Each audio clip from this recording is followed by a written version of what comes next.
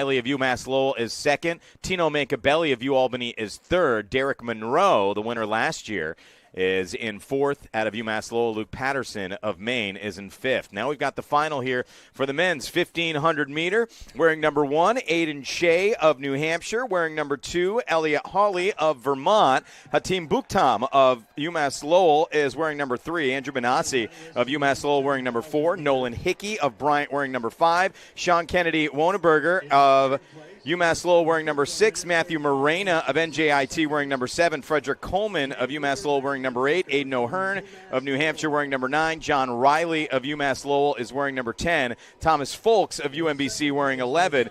Jared Rogowski of UAlbany wearing number 12. And at the bookends of this in the lineup, 1 and 12, those are your probably your 2 top seeds or 2 of your top seeds. Your top seed is Aiden O'Hearn wearing number 9 for New Hampshire. Sure.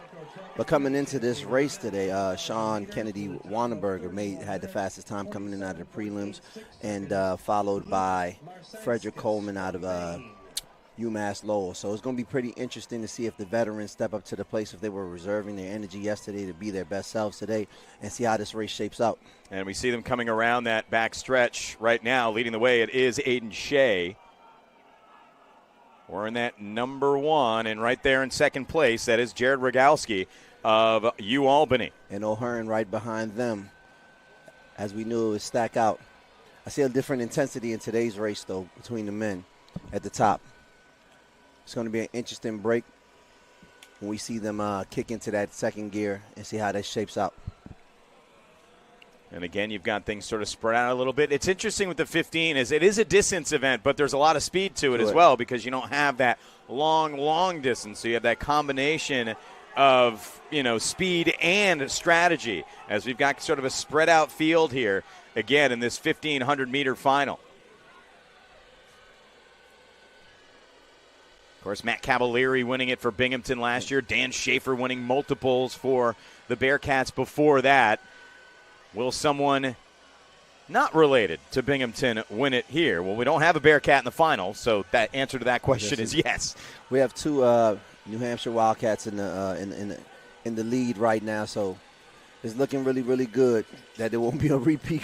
Yeah, New Hampshire with the top 2 seeds, UAlbany, of course. Well, with 2 of the top 3 seeds, UAlbany with the second seed in there, and right now your top 3 seeds are your top 3 competitors here. As you've got Aiden Shea coming around the bend, and you have Aiden O'Hearn right behind him, and then you've got Rogowski right there in third, although don't sleep. The contingent of UMass Lowell behind them, about 5 runners. And it is a contingent. That is a very, very apt description. It's sort of a wall of blue right in the middle of this race, which is an opportunity, of course, for the Riverhawks to grab a ton of points. One more time around in this men's 1,500 meter. And here we go. And it's Rogowski who has taken the lead for UAlbany. Aiden O'Hearn in second. Aiden Shea in third. That's John Riley of UMass Lowell who is in fourth. John Riley did not have a time coming into this event on the performance list. So he's a bit of an outlier in that respect, but he's not an unknown to the conference for sure. And Rogowski is going for it. He's starting to put some distance between him and O'Hearn, who was a favorite to come into this from last year. And they are in the back 2 turns. Jared Rogowski, number 2 on the performance list, but the only one of the top performers who actually had a 1,500 time this season. 3:45.11 was his time. Finished 10th a season ago, but now he is leading the way down the home stretch. And O'Hearn is in danger of coming in third in this race. And Rogowski, but we've got a late push at the end. Rogowski's gone down.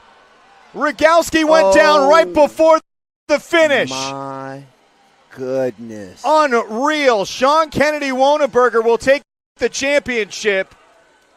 But Jared Rogowski, it looked like. My And he's trying to get to the finish here. Gotta hope he's okay as Rogowski crosses the finish line. That is heartbreaking. Rogowski was, you could tell he was running out of gas at the end of that race.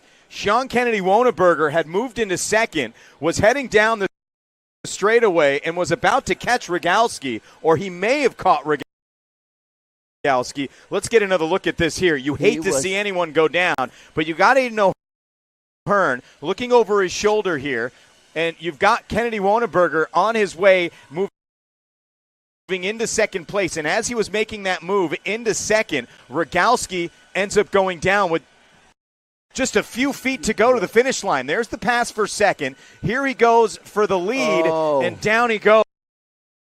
I think Kennedy-Wonneberger would have ended up winning the race anyway because Rogalski was slowing down so much, but that fade right at the end, I mean, you as someone who's obviously competed on the track. Oh, my God. I mean, how would you describe that, or what would you say would lead up to that? That is gut-wrenching. To lead this race the way he was leading this race in a power position coming into this final 100, he just ran out of gas. We called it the monkey jumping on your back in the 400 in the sprints, but this is not typical to see in a mid-distance event. No, that's not at all.